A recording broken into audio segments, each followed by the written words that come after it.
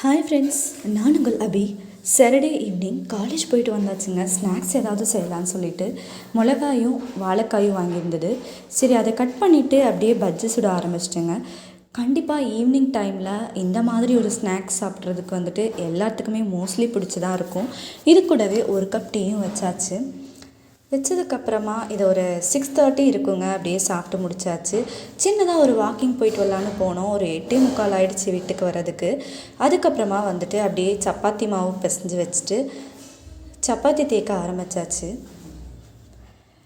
ஒன்றா சப்பாத்தி போட்டு எடுத்ததுக்கப்புறமா நம்ம பேலன்ஸ் இருக்கிறதையே அப்படியே அம்மா தேய்ச்சிட்டு இருந்தாங்க, போட்டு எடுத்துகிட்டு இருக்குது.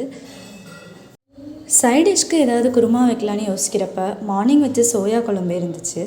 ஸோ அதை கொஞ்சம் வச்சாச்சு. இருந்தாலும் கொஞ்சம் பத்தாமல் இருந்துச்சு. சரி, இதுக்காக ஏதாவது பண்ணலான்னு யோசிச்சுட்டு இருந்தேன். அதுக்குள்ளே அப்பா வெஜிடபிள்ஸ் வாங்கிட்டு வந்திருந்தார்.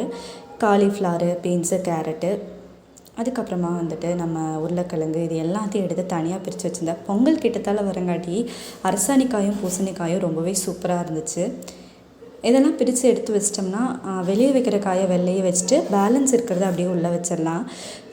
சரி, நம்ம எதுக்கு இப்போ சைடிஷ் செய்யணும், வச்சாலும் மீதம் ஆகிடும்னு சொல்லிட்டு ஒரு 2-3 சப்பாத்தி எடுத்து இந்த மாதிரி ரோல் பண்ணி கட் பண்ணிட்டேன். கொஞ்சம் ஹெல்த்தியாகவும் இருக்கணும் அப்படிங்கிறதுக்காக எண்ணெய் ஊற்றி கடுகு சேர்த்துட்டு வெங்காயம், அது கூடவே நம்ம வாங்கிட்டு வந்திருக்க எல்லா வெஜிடபிள்ஸுமே சேர்த்தாச்சு. சேர்த்துட்டு லைட்டாக அதை வதக்கி விட்டுட்டு மஞ்சள் தூள், கொஞ்சம் உப்பு, அதுக்கப்புறமா மிளகாத்தூள் கொஞ்சம் சேர்த்தாச்சு. சேர்த்து இதை ரொம்ப நம்ம போட்டிருக்கிற காய் எல்லாமே ஓரளவு வெந்தாலே போதும், நல்லாயிருக்கும். ஒரு ஹாஃப் வெந்தாலே சாப்பிட்றதுக்கு நல்லாயிருக்கும், க்ரன்ச்சியாக. ஸோ அந்தளவுக்கு மட்டும் வேக விட்டுட்டு கட் பண்ணி வச்சுருக்கிற சப்பாத்தி எடுத்து உள்ளே போட்டாச்சு.